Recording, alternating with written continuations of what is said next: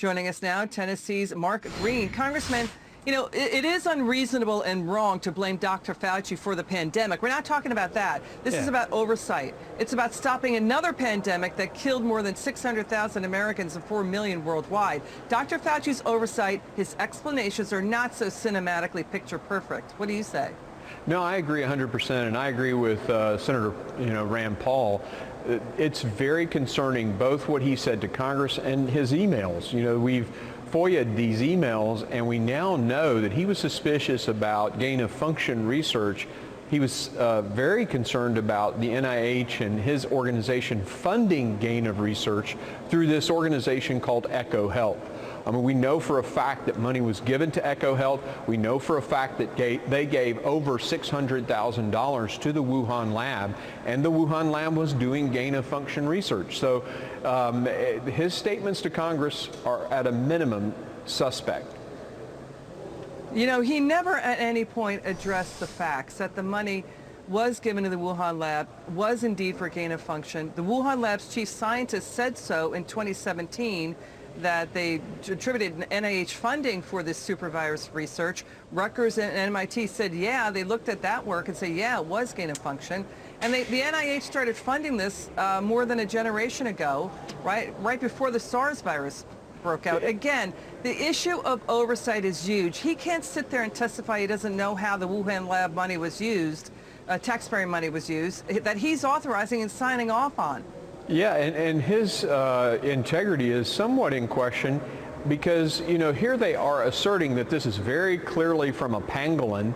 Well, no one's found that pangolin yet, and in every other outbreak, in fact, the longest it ever took to find the vector was 9 months. We're well over 18 months now, and we still haven't found it. China actually sacrificed hundreds of thousands of animals to try to find the vector, and they haven't found it. So this came from the lab. They were suspicious about it from the very beginning, and Anthony Fauci was deceptive about that from the very beginning.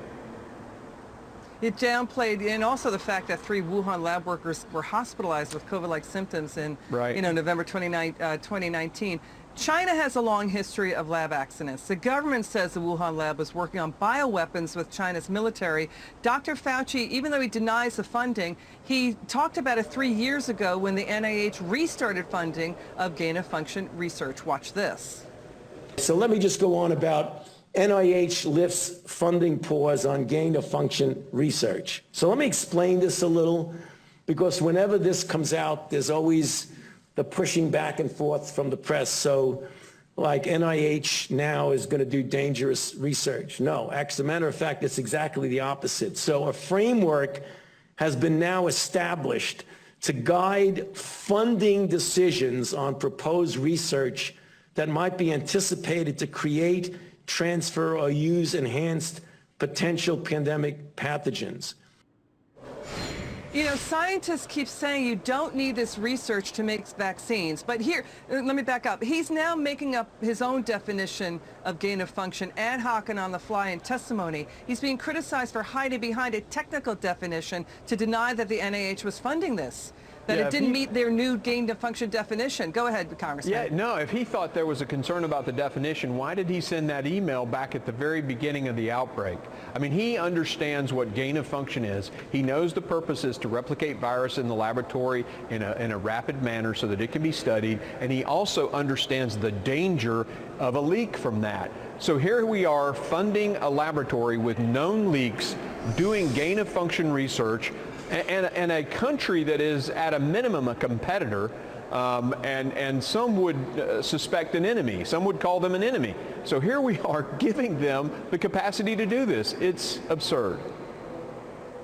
You know, if everything is A-OK, why is Dr. Fauci and the NIH stonewalling Republican Senators Mike Braun and Josh Hawley? They've simply asked the government to release classified information about this funding, and he won't do it. I mean, the pandemic has caused the biggest drop in life expectancy since World War II. A drop of a year and a half. Hispanic and Black Americans are seeing nearly 3-year drops. This is how serious this is. It's about oversight. Go ahead, your final word. Absolutely. This is a tragedy, a human tragedy. 600+ thousand Americans dead, millions dead worldwide. a full stop to our economy, people out of a job. Think of the suicides that happened because they lost their jobs, lost their businesses, over the drug overdoses that have happened. This has been a horrific experience. All could have been avoided if the truth had been told by China from the very beginning, and we should never have been involved with the Wuhan lab, period. Yeah, and we can't let it happen again. That's the point. We can never let Congressman it happen. Mark Green, That's it's right. good to Yep. see you. Thanks, Liz. That's right.